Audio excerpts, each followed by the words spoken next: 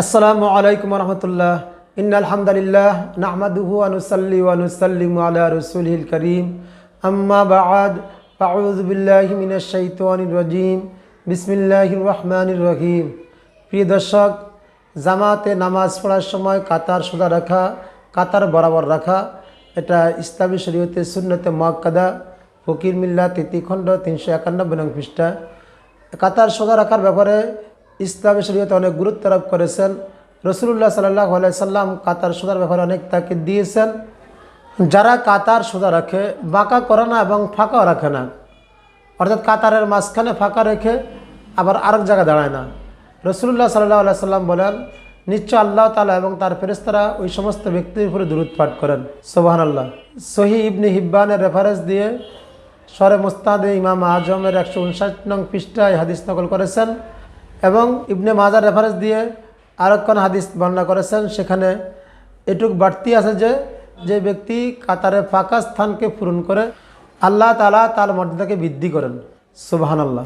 রাসূলুল্লাহ সাল্লাল্লাহু আলাইহি সাল্লাম থেকে সহিহ বুখারীতে বর্ণনা এসেছে, হযরত আবু হুরায়রা রাদিয়াল্লাহু তাআলা নবী সাল্লাল্লাহু আলাইহি সাল্লাম থেকে বর্ণনা করেন, রাসূলুল্লাহ সাল্লাল্লাহু আলাইহি সাল্লাম বলেছেন, আকিমুস সাফফা ফিস সালাহ, তোমরা নামাজের মধ্যে কাতার সোজা রাখো। ফা ইন্না ইকামাতাস সাফফি মিন হুসনিস সালাহ, কেননা আমাদের মধ্যে কাতার সোজা রাখা এটা নামাজের সৌন্দর্যের অন্তর্ভুক্ত।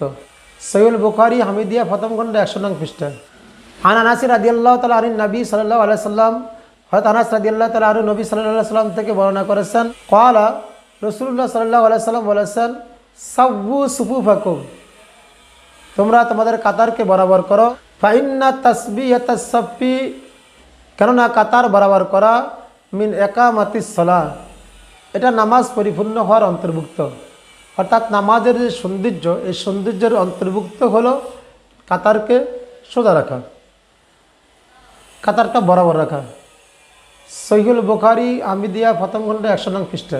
এবং কাতার যদি বরাবর না করা হয় এবং কাতারে যদি কেউ বেঁকা করে, তেড়া করে এবং সামনের জায়গা ফাঁকা রেখে পিছনে দাঁড়ায়, এরকম যদি বিশৃঙ্খলা করে নামাজের কাতারের ব্যাপারে, তাহলে এই ব্যাপারে সতর্কবাণী এসেছে।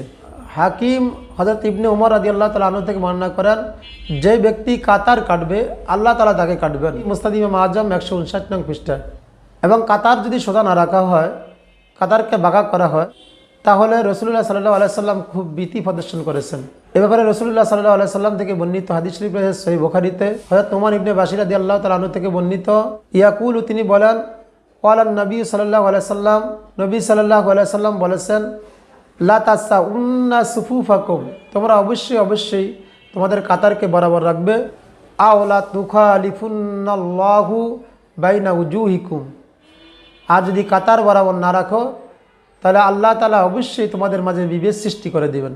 সহিহ বুখারী হামিদিয়া প্রথম খণ্ড 100 নং পৃষ্ঠা। প্রিয় দর্শক, আমরা কাতারের ব্যাপারে অত্যন্ত যত্নবান হব, কারণ যদি কাতারের ব্যাপারে যত্নবান না হই তাহলে আমাদের মধ্যে অমিল সৃষ্টি হবে, আমাদের মধ্যে বিভাজন হবে।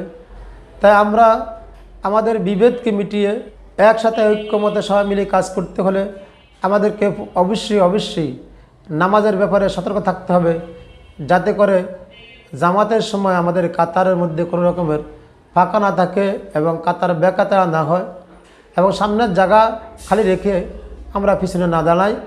সবসময় সামনের জায়গাটাকে পূরণ করে মিলে কাতার সোজা করে দাঁড়ানোর চেষ্টা করব।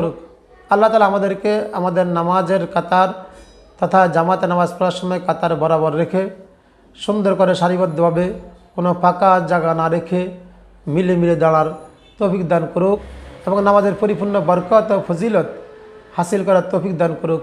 আমিন।